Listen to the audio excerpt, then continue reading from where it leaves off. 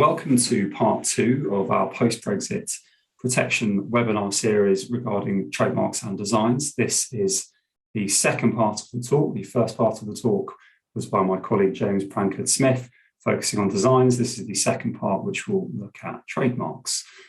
My name is Edward Carstairs. I'm a partner in the trademarks team at GGE with more than 15 years experience advising on trademark matters. I advise clients from a range of different sectors, including food and drink, consumer electronics, sportswear, and fashion. So this is the second part of our series regarding the effects of Brexit on designs and trademarks. And as I mentioned, we will be looking at the effects of Brexit regarding trademarks in particular, and looking at the trademark strategies for the UK and Europe.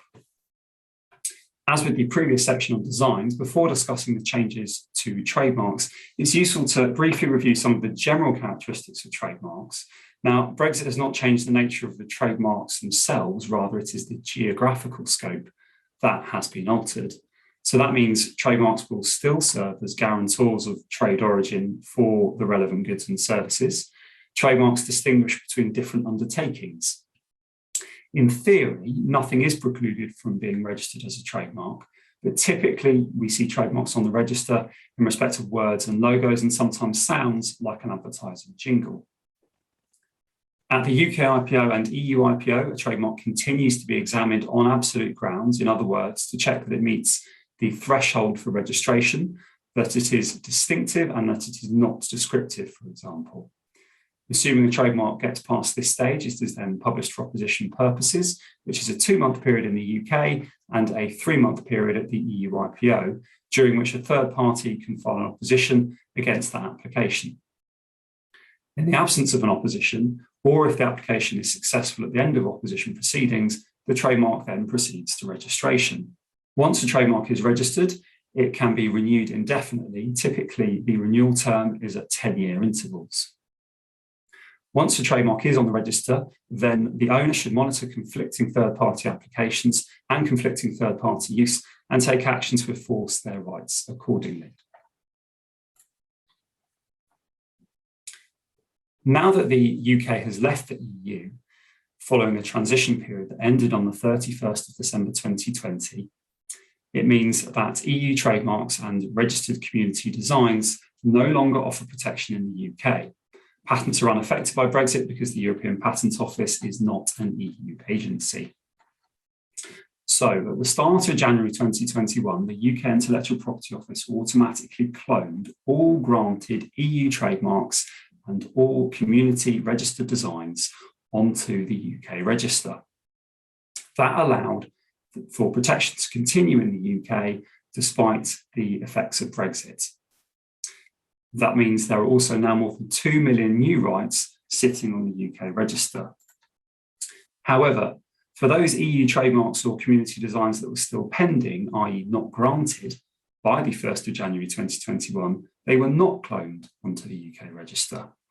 In order to maintain rights in the UK, owners have an opportunity to refile the EU trademark or community design in the UK, and provided they do so by the 30th of September 2021, any refiled right will retain the same filing date and any priority date from the corresponding EU trademark or community design.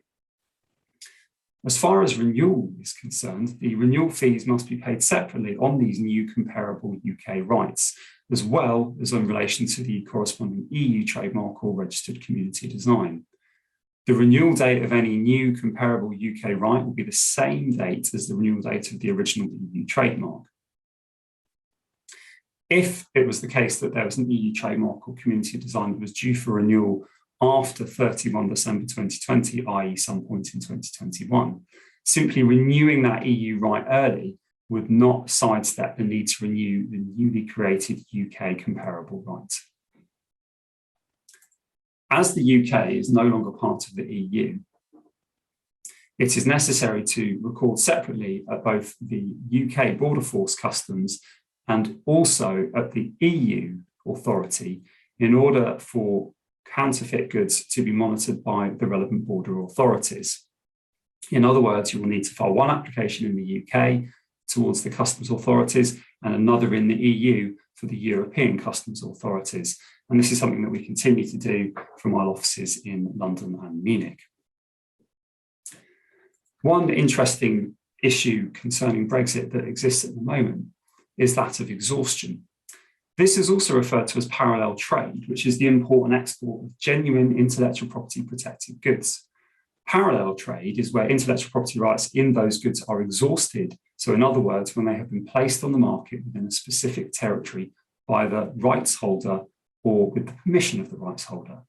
So once exhaustion occurs, the IP rights cannot be relied on to prevent the further distribution of or resale of those specific goods.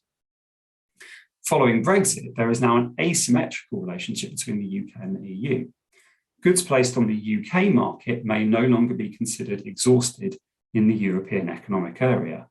Conversely, IP rights placed on the European Economic Area are considered to be exhausted in the UK.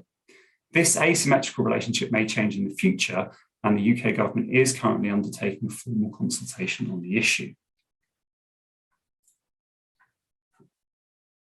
So, Brexit has happened. New rights have been created on the UK register. There are some action points that you will need to consider. With regard to any pending EU trademarks or EU community designs, ensure that you have reviewed your IP portfolio and that you refile in the UK any rights that do not have protection. Remember, there is a 30 September 2021 deadline. It's also worth noting that the UK register is now a much more crowded place following the cloning of the various EU rights. Make sure that you conduct appropriate freedom to operate searches before adopting a new brand, because there are now many more rights on which a challenge could be raised to your new brand. It's also worth considering the filing strategy and the impact that Brexit has on that. The UK has left the EU, so it's now necessary to file an EU trademark and a UK trademark in order to secure protection in both markets. We develop filing packages to provide protection across both markets to make sure that we can do so in a cost-effective and efficient manner. And we're on hand to identify the strategy appropriate to your business. It's also worth remembering that you may have filed parallel EU trademarks or community designs and UK trademarks and design applications at the same time. If so, when it comes to renewal, you'll need to decide whether to maintain the UK trademarks that you originally filed or the new comparable rights that have been created in order to avoid paying two sets of renewal fees. Although the new comparable rights have been created by the UK IPO, it may be possible to opt out so that they are removed from the register now, provided certain conditions are met. And if this is something of interest, then we can advise further. With regard to assignments and licenses, make sure to include reference to the newly created comparable UK rights in any transaction documents. With regard to customs recordals, ensure that you have actions in place in the UK and the EU to protect your rights across all of those jurisdictions. It's also worth noting that the UK IPO now requires a UK address for service for new applications and for new contentious proceedings before the UK IPO in respect of trademarks, patents and designs. The position of the UK IPO essentially mirrors that of the EU IPO. We continue to represent applicants and rights holders before both the EU IPO and the UK IPO from our offices in London and Munich. We are seeing the effects of the increased workload on the UK IPO caused by Brexit, with examination and response timelines running at a slower rate than they were pre-Brexit. The UK IPO is addressing this issue by recruiting more examiners, but do be patient whilst they work through the backlog. The EU IPO continues to operate on the same timeline, so a trademark can go through to registration in around 6 months, assuming everything runs smoothly. At the UK IPO at present, the process is taking a little longer. This concludes the second section of our webinar, recapping the design and trademark rights and the effects of Brexit across the UK and Europe. If you would like more information, for example, regarding the window ending on 30 September 2021 by which to file new trademarks or designs in the UK, then you can please contact me or James by email, or you can connect with us on LinkedIn using the displayed contact information. I would also point you to the GJE YouTube channel, or you can visit our website for more strategy insights, including in relation to trademarks and designs. Thanks once again for viewing this talk, and do let us know if you have any queries, and we would be delighted to help.